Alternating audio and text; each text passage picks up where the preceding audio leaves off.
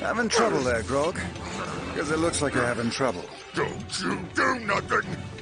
Don't get mad, big guy. Don't tell me what to do, smaller guy! I hate your face so much. Episode 8 opens with and has many scenes where Pike is desperately trying to reconnect with the Everlight.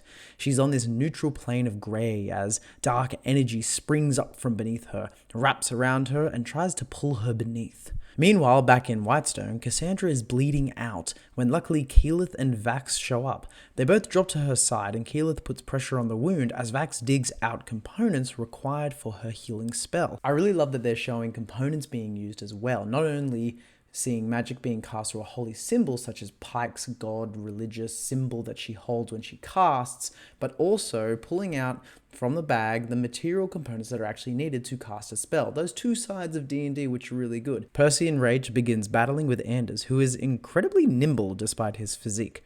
Anders escapes into another room as Percy gives chase, and it is a well-placed trap as Anders shows one of the gifts he has been given by the Briarwoods, a silver tongue that awakens 4 suits of armor.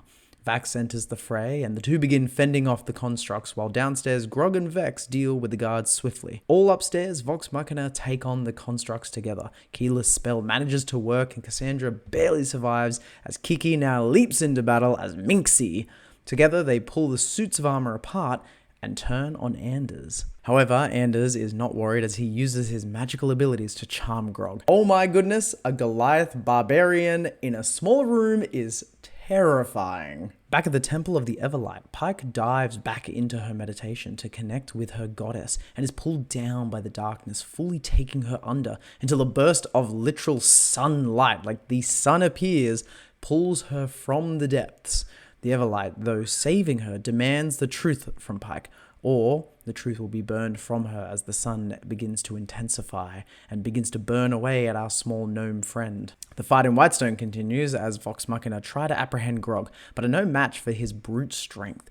Vex takes aim at Anders and before loosing her arrow is charmed.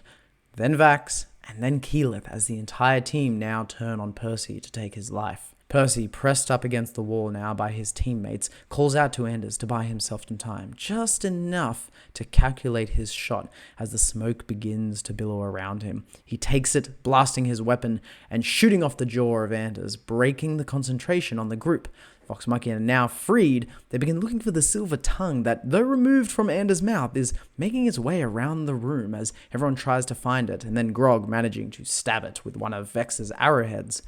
Meanwhile, however, Percy, shrouded in smoke, mask appearing out of nowhere, approaches Anders.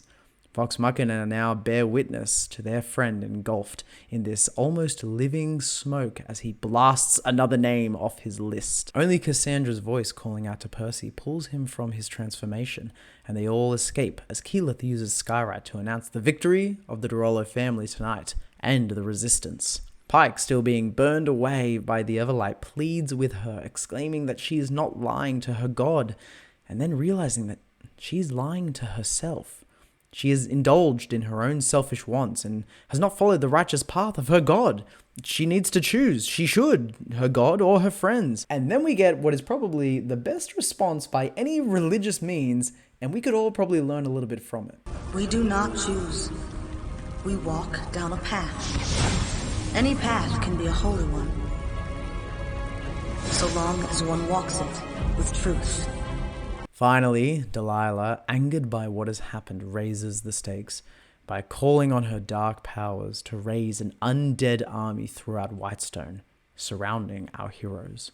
Could you find the Matt Mercer NPC for the rest of the episode? I have a feeling that it might be this steward, and it's just a young version of Matt, but otherwise he has once again eluded my sight. So could you please comment down below if you found him? Because I'm not convinced that they made a young version. And if so, I found him, but if not, where was he?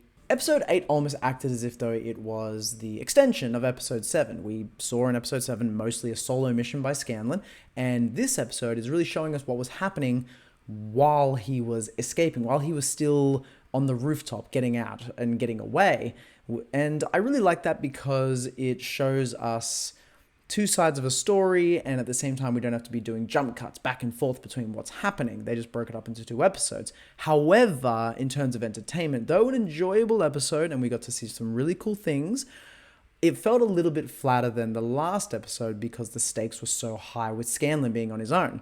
And so, not to say the episode's bad, it is definitely pushing the story forward. It's definitely giving us information we need to, and it's showing us some really awesome Percy moments. And also, I'm loving the Pike side story that's happening. I really appreciate being able to see that stuff.